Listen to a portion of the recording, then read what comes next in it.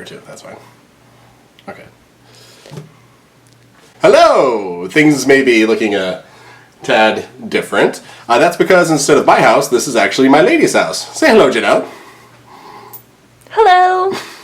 She's my adorable little camera op for right now. Okay, so we literally just got back from seeing The Maze Runner, The Scorch Trials. I've been trying to see this movie for the last couple days. Like, I tried to see it last night, couldn't get into it. I tried to see it this afternoon, couldn't get into it, so now I'm doing this like this. Sorry if that's a little weird, but The Scorch Trials. It's better than The Maze Runner? I mean, but only by the virtue of the end of this one isn't a complete and total middle finger to anyone that was invested in the story up until that point. And yes, I'm still ranting about that. If you saw my worst of 2014 video, you know what I'm talking about here. I just hated the first Maze Runner because it was really interesting. It was different, and that setting and just the tone and what these kids were going through, it really sucked you in. And then you get to the end of the movie and you find out that not only did nothing matter, but none of that is going to have any relevance really going forward. And I'm sorry, but that's really just not a way to tell a story, especially because what it did for this movie. Again, this movie is better than the first one, but it does have a lot of issues. And one of the main issues that this movie has is all the world building that we had in the first movie, in The Maze Runner, you know, inside the maze, doesn't really pertain to this movie at all, because it's a completely different setting. Instead of being just in this little maze glade area, it's this entire burned out, deserty Mad Max wannabe world. And we're kind of just thrown into it. And it kind of works because the kids are also just thrown into it, and they don't fully understand things, but the problem is it never really takes the time to let us just settle, to let us get comfortable, to let us take our shoes off and like just get a feel for this world. The moment this movie starts, it just goes through a sequence of events that's just places with people and things, and then new places with things and more people, and then more people that take you to other places with more things, and then it just keeps repeating that until it decides it's over, and at which point it just stops. Like, this ending is better than the first Maze Runner, because again, you know, it's not insulting to anybody that liked the story, but it's just as abrupt of an ending. It's just as much of a, and we're done. We haven't really accomplished anything, we're not really anywhere new, per se. There's no real extra understanding of anything. The characters aren't necessarily any better off or any worse off. They're pretty much in the exact same position they've been the entire time, but we're just going to stop rolling the cameras now because the movie's over. And I guess that makes you money, because that's the thing to do these days. That's what they did with Hunger Games, the Mockingjay Part 1. And it's like, just as things are really kind of getting going, and we're done, and we're going to save everything else for Part 2. But I will give this franchise that. The moment I left the theater, I looked it up in my phone if I was going to have to endure 2 more of these things. And guess what?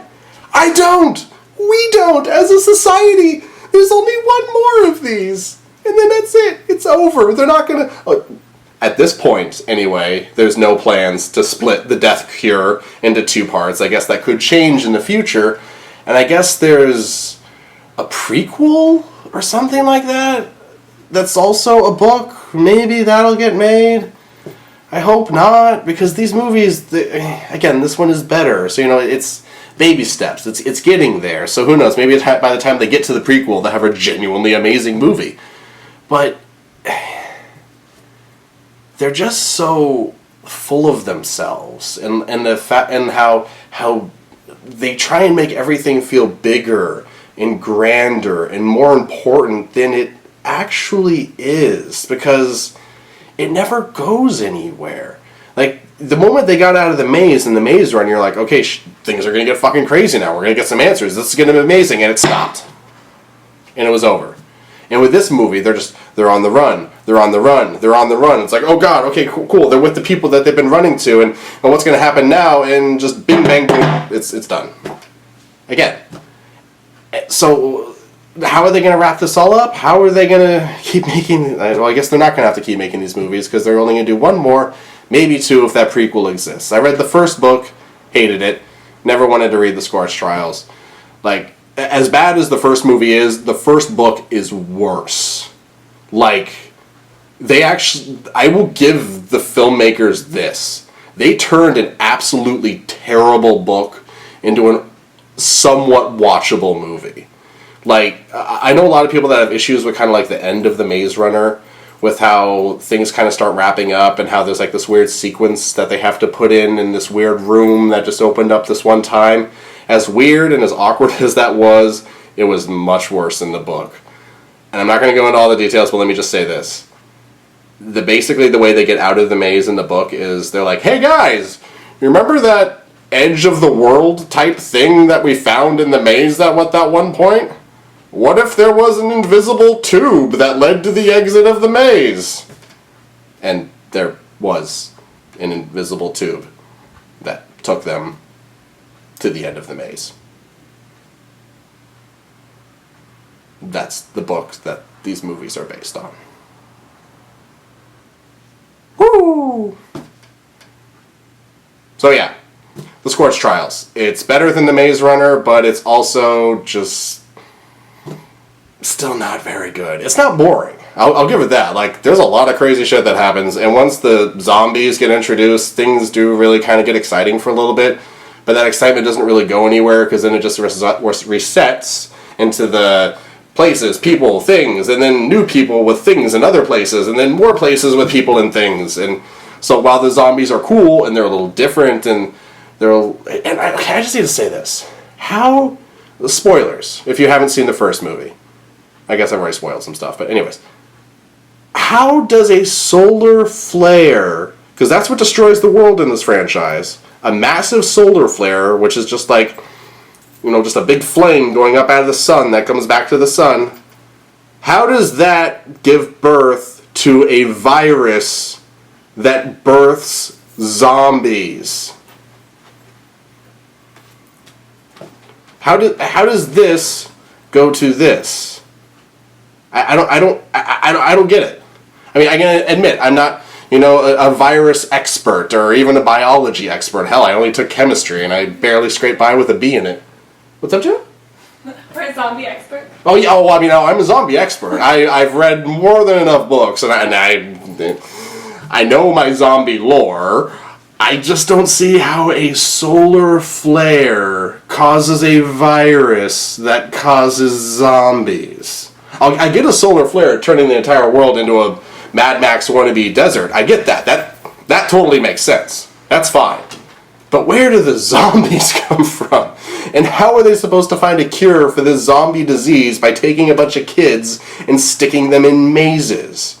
I don't get how the maze is supposed to give you a cure to a zombie virus. And so the world's gone to shit. It's all just one big Mad Max knockoff deserty thing.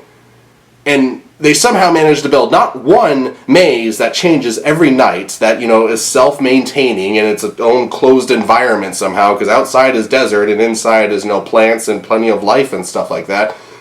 And then, in addition to the plants and the life and the kids and the constantly changing maze, there's also these, biological, weird scorpion monster things.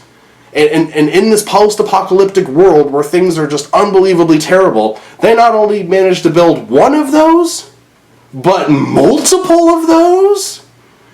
Like, they hinted that there's what at least 4. I got at least 4, right? Did you get any more than that? Okay, so there's at least 4, possibly more mazes like this in this world. How do they have the resources for that? How do they... if they have that kind of technical know-how to biologically engineer monsters to put in this maze, how can they not just cure all this crap and just fix it all?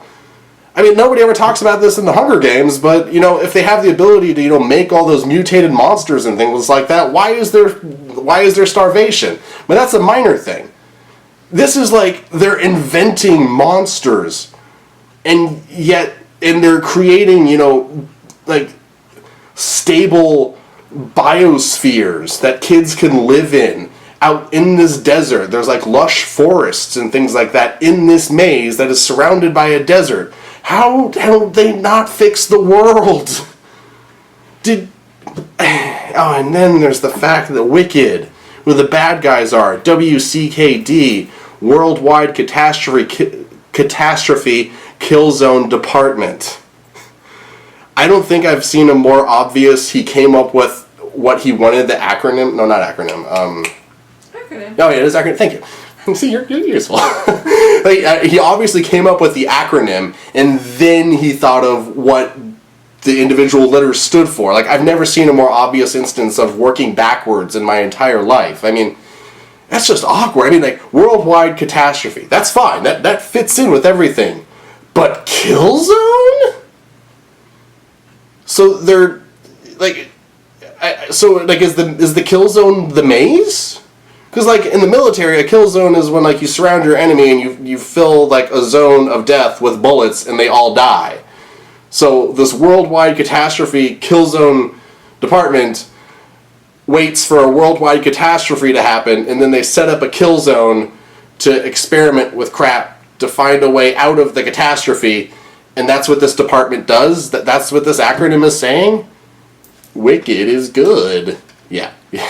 The more you say it, the worse it sounds. But I'm ranting. I'm at 11 minutes already, and this movie, if you want a weird, silly time with decent zombies and some good acting, this is actually a really good cast. I'm not going to spoil one appearance, but let's just say a guy that hangs out with fireflies shows up at one point, and it's amazing. And let's just say a guy that likes to break bad Chicken Brothers shows up, and he's also amazing.